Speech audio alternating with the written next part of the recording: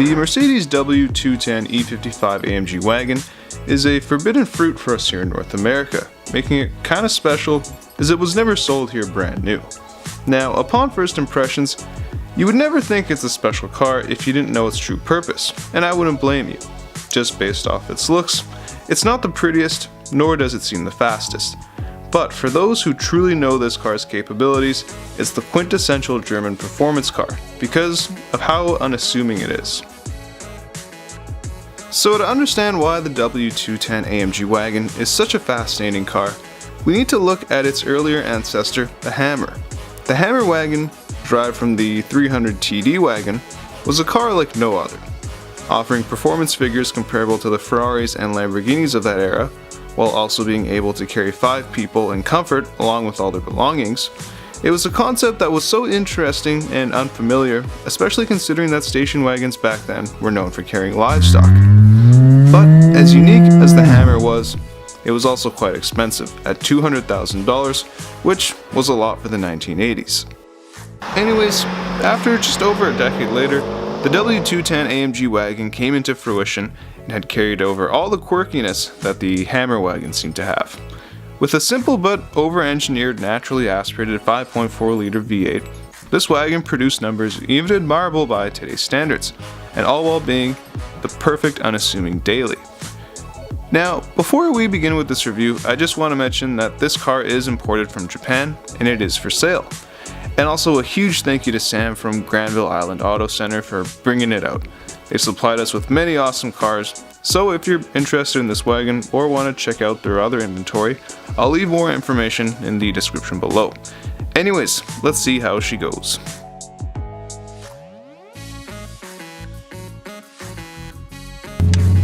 So initial impressions with this car, it is so large. Yeah, it's huge.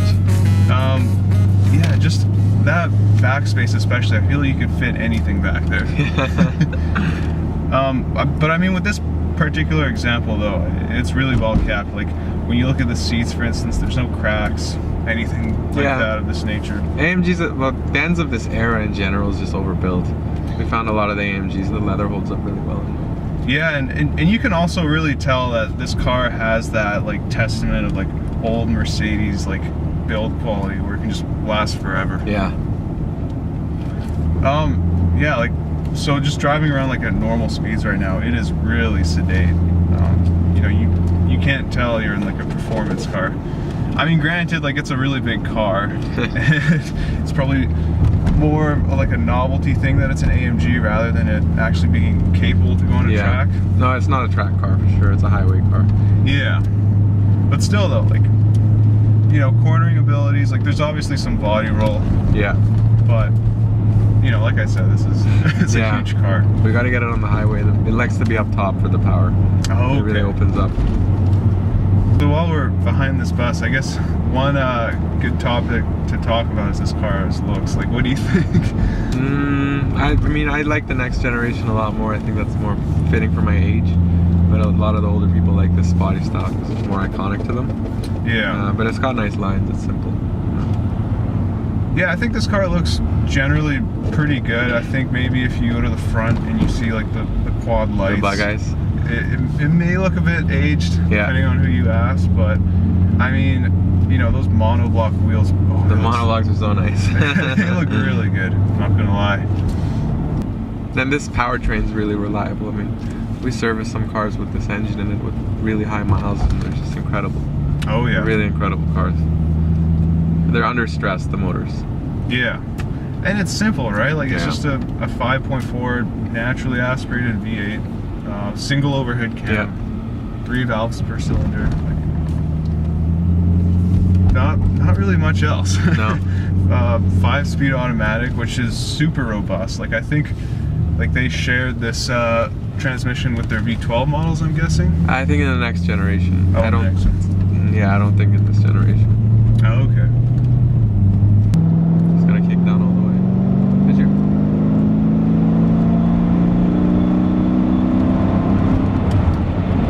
Wow. Yeah, no, it's quick. Yeah, it's especially for a car that's what, 17 years old, it's pretty quick. And what's amazing though is how gradually it builds power. It's just so linear. Yeah, it's beautiful. There you go.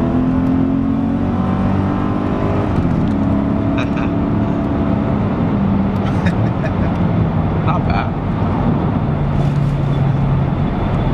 The grip's nice too. It does grip nice. I mean, you know, those things I said earlier about it being big, it doesn't feel like it.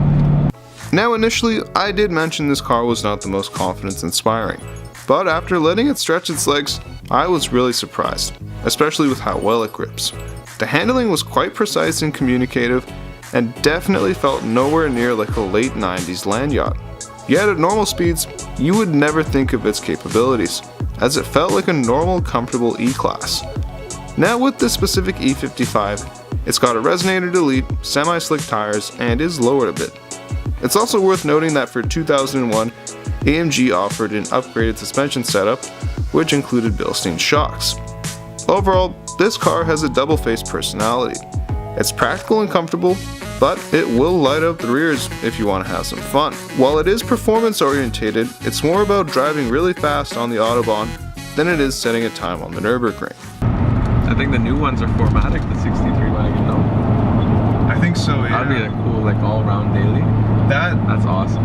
You know, I'll tell you what, if you were to tell me that I had to have one car for the rest of my life, and I couldn't drive any other car, I would say the E63 Wagon. I'd probably do our S6 Wagon. Oh, yeah. If we had them here, If we had.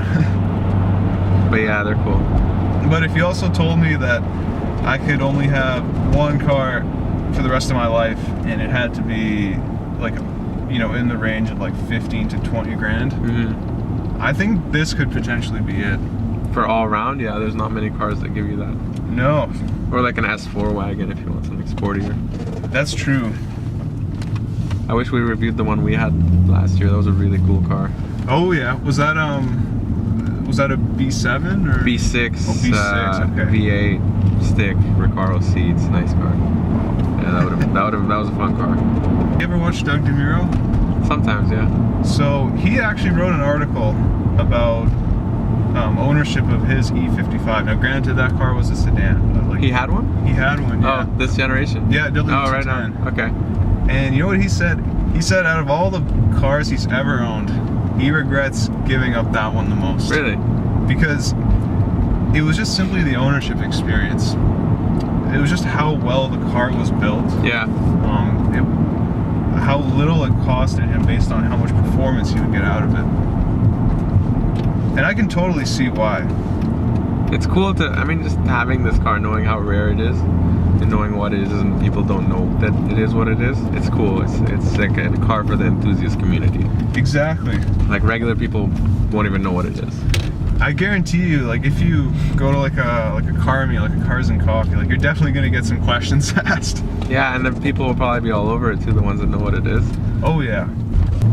Yeah, the steering is surprisingly direct. Like it's not bad it's for not what bad. it is. It's very like there's like a tiny little bit of vagueness, but I mean I don't think for a daily driver it's perfect. It's all you can want. And for technically it's a 90s car. It's pretty modern. And if you think about it, like just how well this car drives considering how old it is, right? Yeah. How well it's held up, really. This is probably faster than the S4 that Mitchell's reviewing right now. Definitely, This yeah. is fast. At the top end, Yeah. I'd say, because this V8, it'll just keep going and going. Yeah, just, especially at higher speeds, that thing just dies at 100.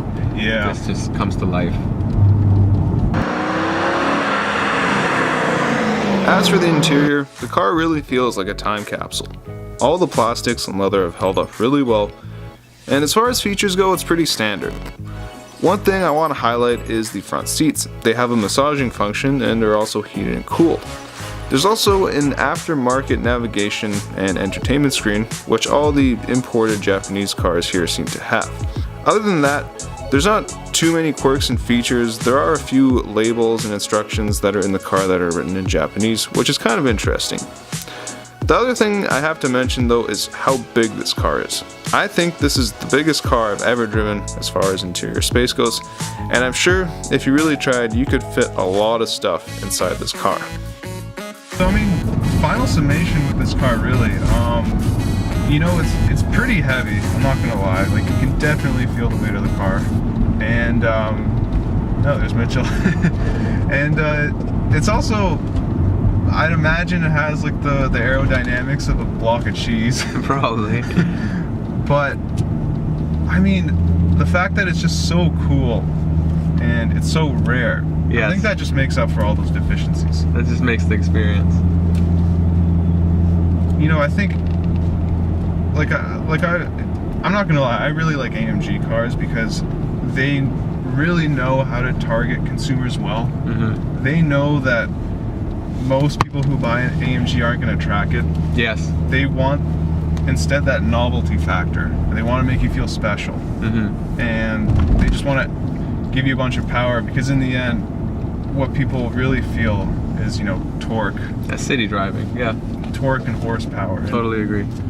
And this car, it encapsulates all of those things. Yeah, it's neat that we had the chance, the opportunity to review such a rare car. I agree. I mean, not many people have even seen one of these.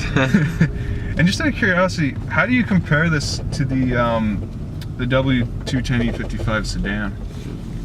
Probably very similar. This is just a little bit heavier maybe, but you don't notice that they're both equally as fun. And the mods that this one has, it handles better than that one. Oh, I see. Well, Sam, yeah, thank you one more time. Thank you. This has been quite a blast, and yeah, see you guys in the next video. Thanks for watching.